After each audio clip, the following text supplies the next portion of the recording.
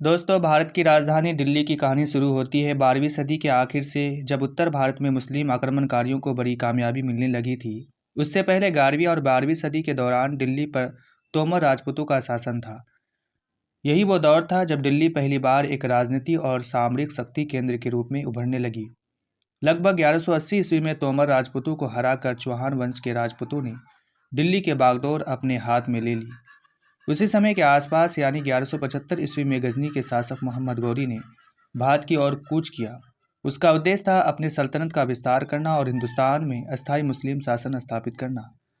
1175 से 1194 तक मोहम्मद गौरी ने भारत पर कई हमले किए। मुल्तान, लाहौर, पेशावर और सिंध जैसे क्षेत्रों को फतेह कर वो भारत के बड़े हिस्सों पर अपना नियंत्रण जमाने का कामयाब रहा। इसी दौरान उसकी टक्कर दिल्ली के शासक और बहादुर योद्धा पृथ्वीराज चौहान से हुई। 1191 में तराइन के मैदान में दोनों सेनाएं आमने सामने थी। इससे पहले युद्ध में पृथ्वीराज चौहान ने गौरी को करारी शिकस्त दी। मोहम्मद गौरी बुरी तरह घायल हुआ और किसी तरह जान बचाकर गजनी लौट पाया।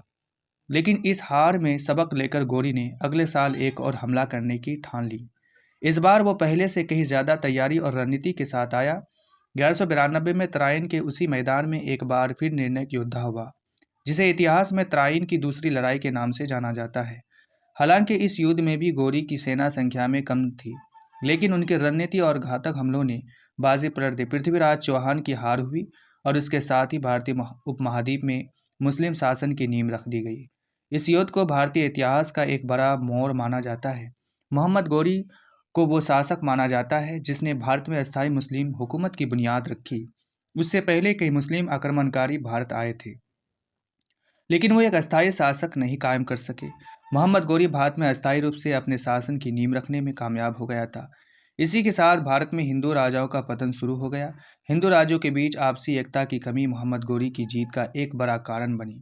उसके सफल आक्रमणों ने आने वाले अन्य विदेशी आक्रमणकारियों के लिए भारत के दरवाजे खोल दिए। यूँ कहा जा सकता है कि गौरी की कामयाबी ने तुर्क आक्रमणकारियों को भारत की ओर आकर्षित किया। भारत में गौरी द्वारा स्थापित मुस्लिम शासन के बाद में कई सदियों तक भारतीय उपमहाद्वीप पर राज किया। चूंकि मोहम्मद गौरी का कोई वारिस नहीं था, इसलिए उसने अपने सबसे वफादार गुलाम और सेनापति कुतुबुद्दीन ऐबक को भारत की सत्ता सौंप दी और खुद गजनी लौट गया। सन 1206 में मोहम्मद गौरी की मृत्यु के बाद कुतुबुद्दीन ऐबक को दिल्ली का पहला सुल्तान घोषित किया गया। वह अपनी मृत्यु तक दिल्ली की गद्दी पर काबिज रहा। उसने भारत में पहली मुस्लिम सल्तनत गुलाम वंश की स्थापना की शुरू की। इसी से दिल्ली सल्तनत की शुरुआत मानी जाती है। इसलिए कुतुबुद्दीन ऐबक को भारत में पहली मुस्लिम राजवंश और दिल्ली सल्तनत का संस्थापक माना जाता है। दिल्ली सल्तनत ने भारत में लगभग 326 वर्षों तक शासन किया। इस लंबे दौर में 5 मुख्य वंशों ने सत्ता संभाली: गुलाम वंश, खिजली वंश और तुगलक वंश, सैयद वंश और लोधी वंश। इन 5 वंशों को मिलाकर दिल्ली सल्तनत का इतिहास बनता है। इसकी स्थापना के साथ ही दिल्ली भारतीय उपमहाद्वीप के एक बड़े हिस्से की राजधानी बन गई थी। अब बात करते हैं गुलाम वंश और उसके पहले सुल्तान कुतुबुद्दीन ऐबक की। उसका जन्म तुर्किस्तान के एक प्रतिष्ठित परिवार में हुआ था, लेकिन बचपन में ही वो अपने माता पिता से बिछड़ गया और एक गुलाम के रूप में बाजार में बेच दिया गया। एक व्यापारी उसे गजनी ले गया, जहां मोहम्मद गौरी ने उसे खरीद लिया। ऐबक स्वभाव से ईमानदार और बुद्धिमान और परिश्रमी था। अपने काबिलियत और बहादुरी से वो जल्द ही गौरी को भरोसेमंद और प्रिय सेनापति बन गया। समय के साथ वो प्रशासनिक पदों पर चढ़ता गया और आखिरकार भारत की सत्ता उसके हाथ में आ गई। कुतुबुद्दीन ऐबक ने भारत में 2 प्रसिद्ध इमारतों का निर्माण कराया: कुव्वतुल इस्लाम मस्जिद और कुतुब मीनार। दोनों इमारतें आज भी दिल्ली के मरहौली क्षेत्र में स्थित है और इतिहास की शानदार मिसालें मानी जाती है। सन 1210 में कुतुबुद्दीन ऐबक का निधन हो गया। इसके बाद उसके बेटे आराम शाह को दिल्ली का अगला सुल्तान घोषित किया गया, लेकिन वह ज़्यादा दिनों तक सत्ता में नहीं रह सका और केवल 1 साल बाद ही कुतुबुद्दीन ऐबक के पूर्व गुलाम इल्तुतमिश ने उसे युद्ध में पराजित करा दिया। इस तरह से 1211 ईस्वी में इल्तुतमिश दिल्ली का सुल्तान बन गया। इल्तुतमिश का जन्म तुर्कों के एलवरी कबीले में हुआ था। बचपन से ही वो एक सुंदर और होनहार बालक था, जिससे उसके पिता उसे बेहद प्यार करते थे। यह बात उसके भाइयों को खिलने लगी और एक दिन उन्होंने उसे धोखे से घर से भगा दिया और बुखारा जाने वाले एक घोड़े के व्यापारी को बेच दिया। इसके बाद इल्तुतमिश कई बार बिकता रहा और आखिरकार वो दिल्ली पहुंच गया, जहां उसे कुतुबुद्दीन ऐबक ने खरीद लिया। कुतुबुद्दीन के अभियानों और युद्धों में इल्तुतमिश भी शामिल होने लगा और हर मुहिम पर इल्तुतमिश ने बहादुरी और कुशलता दिखाई, जिससे प्रभावित होकर कुतुबुद्दीन ने उसे गुलामी से आज़ाद करा दिया और अपने खास विश्वास पत्रों में शामिल कर लिया। बाद में उसने अपनी बेटी की शादी में इल्तुतमिश से कर दी और बदाऊं की गवर्नर नियुक्त किया। इस तरह से इल्तुतमिश एक गुलाम से सुल्तान बनने तक का सफ़र तय करता रहा। गुलाम वंश का तीसरा और अंतिम महान सुल्तान गयासुद्दीन बलबन था। उसका जन्म भी इल्तुतमिश की तरह तुर्कों के एलवरी कबीले में हुआ था।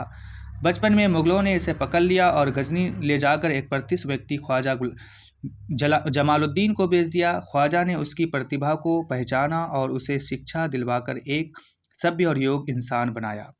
बाद में वो बलबन को दिल्ली ले आया, जहां 1232 ईस्वी में इल्तुतमिश ने उसे खरीद लिया।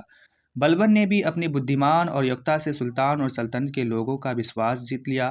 धीरे धीरे ऊंचे पदों तक पहुंच गया। अंत में वो खुद दिल्ली का सुल्तान बना और 1266 से 1287 ईस्वी तक 21 वर्षों तक शासन किया। बलबन की मृत्यु के बाद उसका पोता केकुबाद दिल्ली की गद्दी पर बैठा। उसने जलालुद्दीन खिजली नाम के एक अफगानी सैनिक को अपना सेनापति बना लिया। जलालुद्दीन ने क्यूकुबाद की हत्या कर दी और खुद दिल्ली का सुल्तान बन गया। इस तरह गुलाम वंश का अंत हुआ और खिजली वंश की शुरुआत हुई। जब जलालुद्दीन खिजली सुल्तान बना, उस समय उसकी उम्र लगभग 70 वर्ष थी। वह केवल 6 वर्षों तक शासन कर पाया, क्योंकि उसके भतीजे अलाउद्दीन खिजली ने उसकी हत्या कर दी और खुद गद्दी पर बैठ गया। जलालुद्दीन खिजली दिल्ली सल्तनत का पहला सल्तनत था जिससे वो विचार रखा कि शासन जनता के समर्थन में चलना चाहिए। उसका मानना था कि चूंकि भारत में हिंदुओं की आबादी अधिक है, इसलिए इसे इस्लामी राज्य में बदलना उचित नहीं होगा।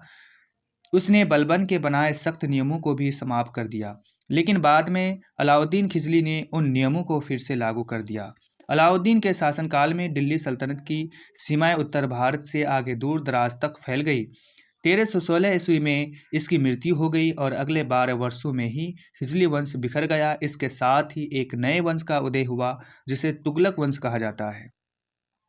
तुगलक वंश ने 1320 से 1413 ईस्वी तक दिल्ली पर हुकूमत की। इस वंश का संस्थापक गयासुद्दीन तुगलक था, जो नस्ली तौर पर तुर्क और भारतीय मूल का था। इसके पिता तुर्किस्तान से आए थे और माँ एक हिंदू महिला थी। गयासुद्दीन तुगलक ने करीब 5 साल तक शासन किया और दिल्ली के पास एक नया शहर बसाया जिसे तुगलकाबाद कहा जाता है। इतिहासकारों का मानना है कि उसके बेटे मोहम्मद बिन तुगलक ने ही अपने पिता की हत्या कर गद्दी हत्याई मोहम्मद बिन तुगलक ने लगभग 6 वर्षों तक हुकूमत की और 1351 ईस्वी में उसकी मौत हो गई। इसके बाद उसका चचेरा भाई फिरोज शाह तुगलक दिल्ली का सुल्तान बना, जिसे तुगलक वंश का अंतिम प्रभावशाली शासक माना जाता है। फिरोज शाह की मौत के बाद तुगलक वंश में सत्ता के लिए संघर्ष शुरू हो गया और धीरे धीरे दिल्ली की पकड़ कमज़ोर पड़ने लगी। इसी कमज़ोर हालत का फ़ायदा उठाते हुए समरकंद के शासक तैमूर लंग ने 1398 ईस्वी में दिल्ली पर हमला कर दिया। तैमूर की भारत पर राज करने की कोई मंशा नहीं थी, लेकिन उसने दिल्ली को जमकर लूटा और उसकी फौजी ने 5 दिन तक नरसंहार मचाया। इसके बाद वह वापस समरकंद लौट गया। तैमूर के हमले के बाद तुगलक वंश पूरी तरह बिखर गया और एक नया वंश सत्ता में आया। सैयद वंश। सैयद शासक भी तुर्की मूल के थे, लेकिन वो वंश बहुत छोटा साबित हुआ। इसका शासनकाल महज 30-35 साल तक चला और 1451 में यह वंश भी खत्म हो गया। इसके बाद शुरू हुआ दिल्ली सल्तनत का 5वां और आखिरी वंश, लोधी वंश। इस वंश की स्थापना बहलोल लोदी ने 1451 ईस्वी में की, जो अफगान मूल का था। उसके बाद उसका बेटा सिकंदर लोदी सुल्तान बना और फिर 1517 में इब्राहिम लोदी ने गद्दी संभाली।